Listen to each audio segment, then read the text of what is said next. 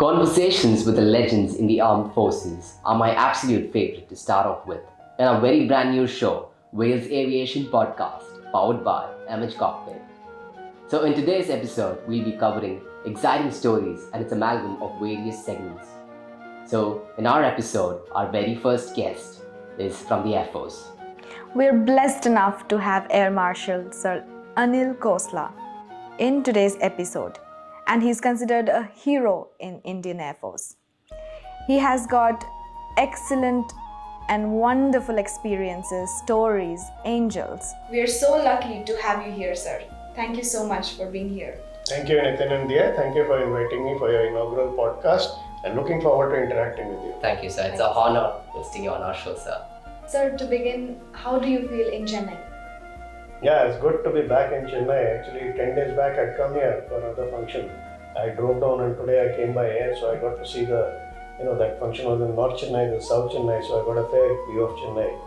And I was here in Chennai in about 1986 and then 88, 89. So a lot of changes have taken place obviously after so many years. Like any other city, it has grown and a lot of good things have happened and traffic of course has increased. Yes, sir, definitely. Since it's a metropolitan city, like it is still growing and developing. Yeah. So this podcast is actually mainly it has an intention to cover the stories from the armed forces and get the inspiration stories for the young budding aviators out there and for the ones who blood rushes to serve the nation. Yeah. So that is the main intention for us to host and do the show, sir. Very good. So, have you ever got an opportunity to run a command in Chennai or execute any operations from here in Chennai? Yeah, as I said, Chennai has got a lot of importance, and we have Air Force has got a flying instructor school here in Tamram, very close to where we are, and that base does a lot of flying, and they teach the pilots how to become instructors. Okay, so that is what is done there, and I was posted there. I was on the staff there, and also I remember when Sri Lanka operations took place, Chennai had a very important role to play. It was one of the launch bases for the Sri Lankan operations, air operations. That time I was in Chandigarh as an instructor, but I knew because we were close by. Then I've flown a lot in the sea, over the sea, operating from a naval base which is close by called Arcona. Okay. And we used to go into the sea very close to Chennai and then fly in that area in the eastern. And another importance of Chennai is that the air bridge which is formed between the main land India and the islands which we have, Andaman Nicobar Islands. So Chennai is the closest to the Andaman Nicobar Islands, and the air bridge is formed from Chennai to Andaman Nicobar Islands. So Chennai has got a lot of importance as far as air operations are concerned. That's great enough, sir. So you would have done various interviews, various speeches. So how do you feel about this? This show is like mainly for the students out there who are like us. So how do you think about this, sir? Oh, very good. It's a very good initiative, and I'm glad you're doing it. And it will benefit a lot of this thing. And my take is always, whatever we have learned over these years, pass it on to the younger generation. And that's a good initiative for that purpose. Sir, Okay. so the next question that I have is, can you just tell me your story of joining Indian Air Force? Yeah, that is it actually. So we wanted to know your story of arc to unfold it. Yeah. So, joining Indian Air Force, actually, in my case, my father was in the Air Force and my school was very close to the airport. We used to see and hear the aircraft taking off Hunters and MiG-21s that they were operating from Kanpur, where I was studying. And our classroom used to get disrupted. During the break, we used to run and climb the wall to look at the aircraft. So I think that all made an impact on the mind, and that's how I joined. But a lot of people, it's not necessary that only defense people, children, they join defense. Not like that. A lot of people who have nobody in the defense services do join that, and they're doing very well. And majority of the people are from non-service background, I would say. So if you have the passion for it, and if you have the desire to go into military aviation, it's a very good opportunity. And it's not only military aviation. I mean, the military aviation and its supporting services and maintenance and traffic management, ATC, navigation. There are a whole lot of venues available to contribute to the military aviation. So it's a good career option, one of the good career options. That's nice. Sounds interesting, sir. I'm sure your childhood must have been like really interesting. Like, every day you get to see the takeoffs and landings and the aircrafts right Yeah, from your school. indeed it was. But was it easy for your initial days during those training, your first solo? Can you talk about it? So, Yeah, no, it's not easy. Easy in the sense you have to work hard. And that's what I keep telling my children, my sons also, that life is not going to be easy. You have to work hard for everything. But same thing with the aviation also. You have to really work quite a bit. You have to study, you have to learn about the aircraft fully. You have to study about 1 month, 1.5 months, only purely ground subjects about the aircraft. How does the aircraft, what is the airframe, what is the engine, how does the engine work, how does the hydraulic system, how do the controls work, what are the emergencies, how does the electronics work. I mean, there are a whole lot of subjects on it. Okay, then once you pass, then you have a blindfold test in the cockpit before you start flying. You mean to say, you need to know every switch and every gauge, and there are quite a few. It's not like a car where you have five, exactly. six, There are like countless number of buttons. So each and every button, each and every gauge, you have to know where it is. So what happens is you sit in the cockpit, you practice your checks and procedures, emergencies, and before you start flying, a senior supervisor comes and your eyes are tied, and he'll call out a switch you have to point out, and it should be generally there. So then you start flying, and for every sortie you have to prepare a lot. Even if your sortie is for 10 minutes or 15 minutes or 20 minutes, you have to put in a lot of ground effort, 1 hour, 2 hours, 3 hours, or whatever it is, to prepare for the mission. So it's a lot of hard work. And I mean, it is thrilling, but it is a lot of work is required. Okay, so we got to hear one of your speech, like the day which you delivered in the ambulance ceremony for our juniors. So can you talk about the Jalra Dabba, which was quite fun? Those initial training aircrafts which you practiced on. Yeah. The Daldat something. Daldat 10. Daldat 10. Yes. So that was lovingly called it. It was ST2. And I flew ST2 here in Tamram also. Okay. In the flying instructor school. I've done, I think, 3 or 4 stints in flying ST2. Okay. During cadet days, and then as a under training QO5, that is becoming flying instructor. And then when I came back as a DS here, so I flew that time. So I had quite a few hours on this thing. So this is a own indigenous aircraft built by our own HAL. Okay. And quite a simple aircraft, and but it was not simple to fly. I mean, it had a piston engine aircraft, and when you operated it, all your both legs, hands, everything had to be moved.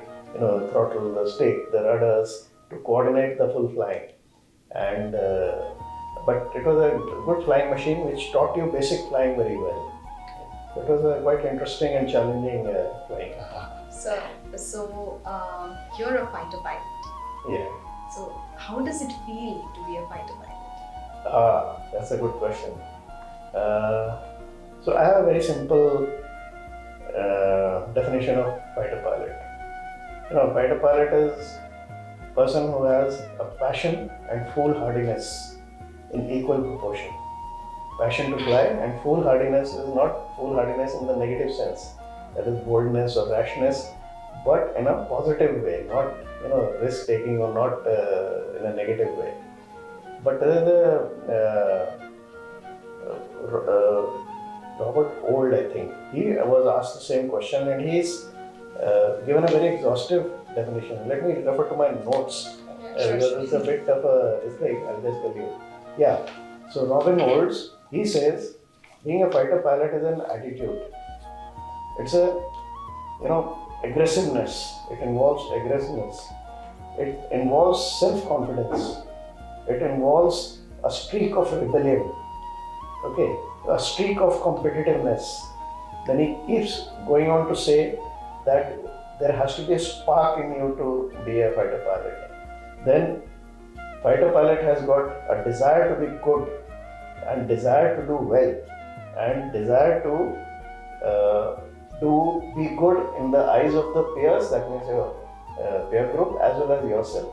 So he goes and explains the fighter pilot in a big way like that. Okay. You must have seen this movie Top Gun, which is Top Gun 2 Yes. has come out. Yeah, we So have that- it in a later segment. Yeah, Yes. that shows, fighter pilot as a glamour, Ray-Bans and bikes and drinking in the bar and all that is there, fine, but fighter pilot is not that purely. There's got a lot of work to do, okay, and you have to do a lot of studies. A lot of people think that once I start flying, I don't have to study. It involves a lot of studies also. Yeah, that comes to the risks. What are the risks involved during the training, sir? Yeah. So not only training, I mean, During- any Like taking hard turns, experiencing G-forces. Yeah, anything is risky. You said risk. Now risk, I feel Indian roads are riskier than flying. You see so many accidents. You have Formula One, you've seen accidents. That is a journey. So risks are there. The good old grandma tales telling a pilot, "Beta, जहाज को थोड़ा नीचे और धीरे चलाना." Means slow and low. Not realizing that slow and low is the most dangerous. Dangerous, exactly. Okay, so it has its risks, but it's not that risky as people think. Only thing is when air accidents take place, the news spreads like wildfire. So whereas road accidents every day they keep happening, nobody bothers. I mean, not nobody bothers, but they frequently happen. The Frequently. bells don't ring so much as the air accident. Truly, sir. So risks are there, but safety features are also there in that. So So- you mentioned Yeah. okay. No problem. You mentioned accidents. So Yeah. from here, I just want to ask you, like, have you ever had, like, throughout your flying experience, Yeah. have you ever had near-to-death experience? Not quite a serious one. Yeah. Yeah. Okay. So I'll answer your question, but after correcting two things. One is, it's not accident. This is the first incident. There are two things which happen. One is called incident. One is called accident. Accident, yeah. So accident is where the damage to the aircraft or pilot or the occupants is much higher. And incident is, minor incidents do keep happening where the aircraft is not damaged. Where there is no loss of just needs a life. rectification or this thing. So that is incidents and all. But incidents, too many incidents also is an indication that things are wrong. Okay, that is one. And secondly, I won't call it a near-death experience because that's a very scary term, near-death experience. So severity of the incident or accident may be high or low, that you can say. And let me tell you, when you are sitting in the cockpit and when you face these situations, death or the fear of death is the last thing in your mind. Your mind is, first is to react to the situation because you're trained to do that. And we practice emergencies. As I said, blindfold checks, we practice emergencies also. Okay, you're sitting in the cockpit and he says, okay, so emergency, and your hand should go mechanically to those. Okay, let me tell you another interesting thing according to this. Every emergency, we have a act emergency and a act actions and react actions. Act actions are, they're drilled into you. That immediately do this. Okay. And react actions are think and then do what is really required, which you have some certain time. So you're trained for that. And I've also had my share of such incidents. And but you're trained to overcome the fear and you're trained to take correct actions and recover, come back and recover. So that brings to your decision-making skills True. inside the cockpit in that particular situation. Yeah. Quite intense. Yeah, so you brought out about decision making. That's another important thing. We keep making decisions every day. Every right? single day. Okay, am I going to wear a black, white this thing or a black dress? Am I going to eat this? Am I going to do that? Am I going to go for a movie or am I going to go for class? I mean, so many decisions we make every day, right? Then a lot of aspects related to decision making, like you brought out in flying. So you need split-second decision making in those situations. Emergency situations or emergency situations because you're moving very fast, almost 900,000 kilometers per hour, and that is about 1 kilometer in 4 seconds. And now hypersonic weapons are coming in which travel at the 5 times the speed of sound. So you can imagine what is the speed. So that is another kind of decision. Third aspect of decision making is, see what happens is, like now I'm making a decision whether I should wear a black coat or a white coat. That is influencing me. Yeah. And as your influence grows and as you grow in life, your decisions affect a lot of other people. Now, some decisions you'll make will affect your family. Some decisions in the office you'll make that will affect your full team of subordinates and everyone, say 50, 100, 200 people. Now, like I went up in service, I commanded a station. So, station, your decisions are affecting 4,000, 5,000 people. When I become a commander of a command, now there are some 20, 30 stations. So now you're influencing, 50, 60,000 or whatever it is.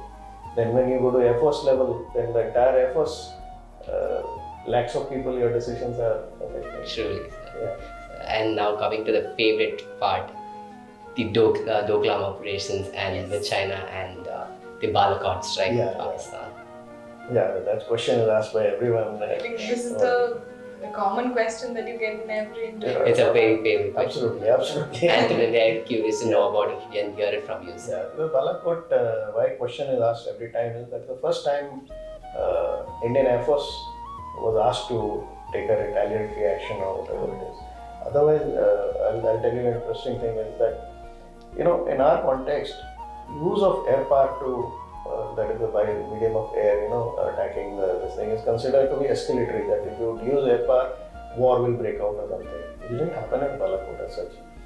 So that is why air power is not used. But this is the first time a bold decision was taken that we will go deep inside and we'll attack the terrorist camp of Jaish-e-Mohammed, who had perpetuated that Pulwama trigger. That was a trigger. Yeah. It's called trigger event. So they had attacked the convoy where 40 of our people were martyred. Yes. And decision was taken very quickly by the government that we will retaliate militarily and we will use the air. So that was a very bold decision. And the legitimacy was there. The target chosen was the camp. There was no collateral damage. It was an isolated camp and terrorists were there. Trained terrorists were there and they were neutralized. And the message was very clear that nothing to do with Pakistan normal people. That is, we got no enmity, no listening to you. We are against the terrorism. We are against the terrorists. We are against the terrorist organization. We are against the people who are supporting the terrorism and encouraging it. So the message went out very clear. And it was a very well planned operation. I take a little bit of credit for that. And it was just before my retirement, and I think it was a devil gift for me to be involved in such an operation where the Air Force was called to, take military action. And it went out like a copybook, and it was a very well planned operation. Oh, so it was before you got your farewell? No, I'm saying this happened in February. Yeah. And I retired in April then, so just before my retirement. And being Vice Chief of the Air Force, you're fully involved with the operations. The Vice Chief of Air Force looks after all the operational aspects of the Indian Air Force. That's awesome, sir. It's really nice to hear from a Hear out from person, you, sir. who is Who was involved in these operations and executed. That's nice, sir. So, sir, can you just tell me about the air combats? Yeah, so what do you want to know about air combat? Okay, so Was there any air combats which you were involved in? yeah, so air combat is, a very generic term. Okay. Okay, so air combat involves, when you see a movie like Maverick, Tom Cruise in that Top Gun. So, the aircraft are milling around with each other and going and all. So that is air combat of yesteryears. Okay, so that becomes a combat where 2 or 3 or 4 more aircraft are fighting with each other in the air. Okay, but air combat involves a lot of things. Okay, I will not go into details, not a class or something. But air combat is evolving. Like in my service career itself, when I joined, it used to be a gun tactics like the Top Gun movie, where the aircraft are, within 4 kilometers, a whole lot of aircraft are milling around and fighting with each other, turning and getting behind each other, firing guns at each other. Then came missiles, small, the envelope opened up. So from 6 to 8 kilometers. Then came long distance, slightly more missiles, and all aspect missiles which you could fire from anywhere. So the combat became even more, the envelope became even more. Then by the time I retired, as a BVR combat is called beyond visual range. Beyond visual range now with the Rafale coming in, and you can fire a missile at 150 kilometers. You don't even see the enemy. All you're doing is seeing a blip on this thing, and it's the enemy is and you're firing and all. You don't even see the enemy. So the combat is evolving along with the technology. The technology of better platforms are coming, better systems are coming, better radars are coming, better weapons are coming. So the whole combat is changing. Now next generation is coming up with the hypersonic. I gave you an example. Yes. Yeah. So that will change the combat orientation totally. This the air activity or the air combat is moving upward also. Now the medium of space is being used for war fighting. So wherever you have air power is like the power of the air which you say there as a country. The air power is becoming aerospace power because the space domain is also being Increased. It is evolving along with the technology.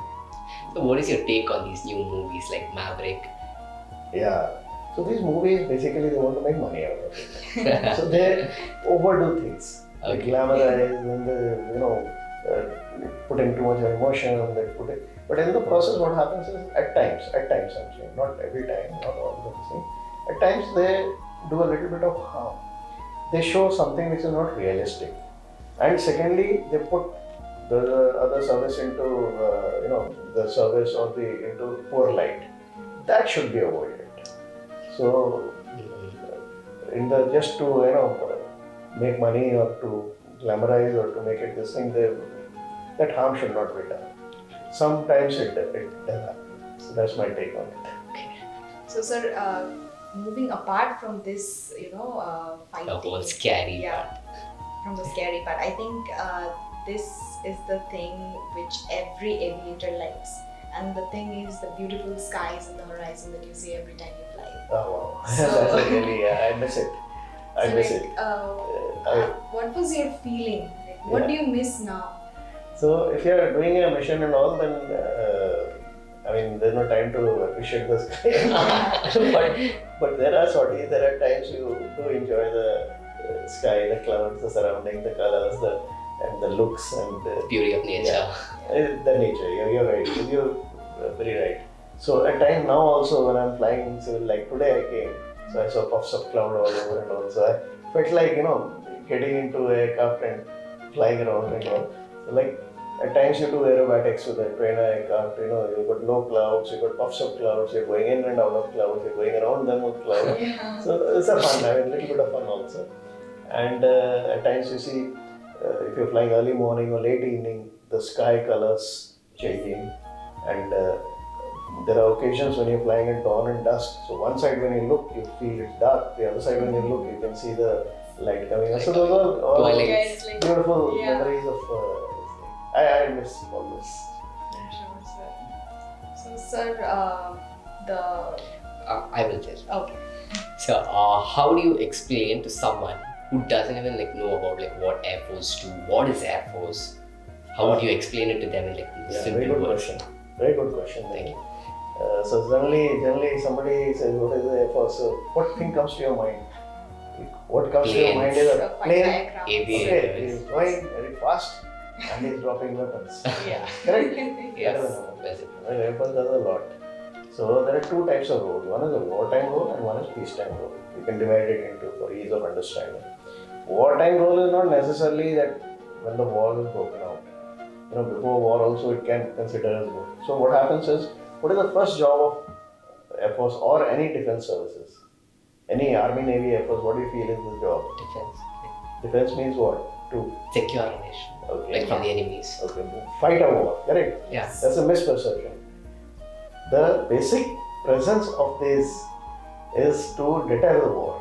That means not let the war happen. Let the war happen. I'll give you an example. If you're strong physically, 6 feet tall, muscular and all, nobody will take, panga with you. Yeah. Correct? Why? Because the deterrence is there. We know what will the Okay. probable outcome. Yeah, but if you're a short, meek chap like me, will take panga. So the deterrence value, the deterrence is to prevent war. Okay. Now, if hostilities do increase, then Air Force comes in for signaling. We call it strategic coercion. Showing muscle. I call it aerial muscle flex. That's a good Now, if we go one step higher and the war actually breaks out, then there are three functions of the Air Force, mainly broadly. The theory when you start reading, then there's more to it, but Yeah. I'll put it in three. One is to control the air. Control the air means give freedom for our people to operate and deny enemy to operate in the air. That is called control of the air. Second is apply force. That means your you go bomb and rockets and guns and you fire and destroy the enemy forces, and so that is force application. And so these are the tasks. And third is synergize with the Army and Navy for the surface operations so that all three services can work together. So these are war times. Peacetime there are 8 to 10 roles. Okay, it's not we are sitting idle. One is here, you participate in UN peacekeeping. Then you give aid to civil authorities. Civil authorities means, like demonetization took place. The money was required all over. Air Force flew so much of money all over. COVID time, relief everywhere. Then there is HADR, Human Assistant Disaster Relief, earthquake, fires, your tsunami. So Air Force chips in, he's the first responder. Nepal earthquake, I remember, within 3 hours, 50 minutes, I got was airborne. And not only in India, abroad also. Then out of area contingency, we have diaspora Indians all over the country. You must have heard in the news, some problem took place. Now Ukraine is a classic example. Yeah. Our students were stuck. And even Pakistani students were using Indian flag to come out. And the aircraft went all the way to get them. And not only Indians, others also. Then you give support to other services like NDRF. NDRF is, natural disaster organization which react. So we support NSG, your commando post. So we take them all over. So there's support to them.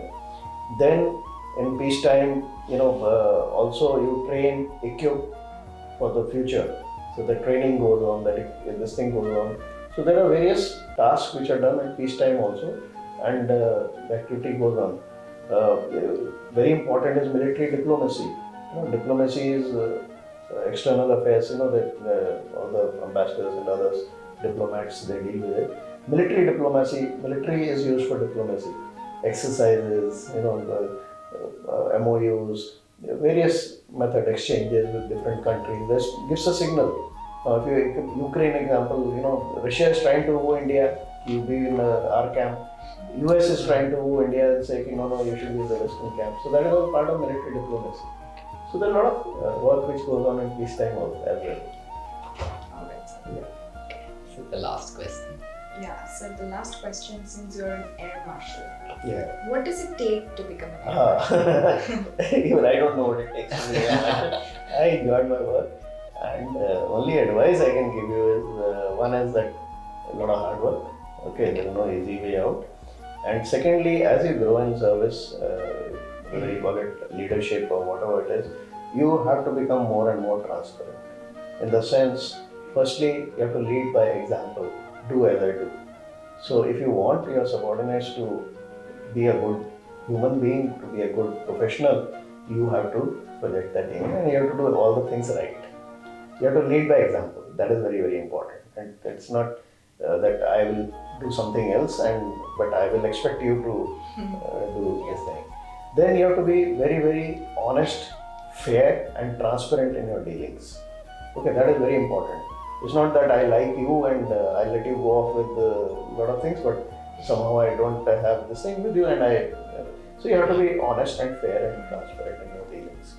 Okay, then you have to think long term, and you have to have the big picture in mind and think long term, because your decision, we talked about decision, your decisions are going to affect a lot of people and future of this thing.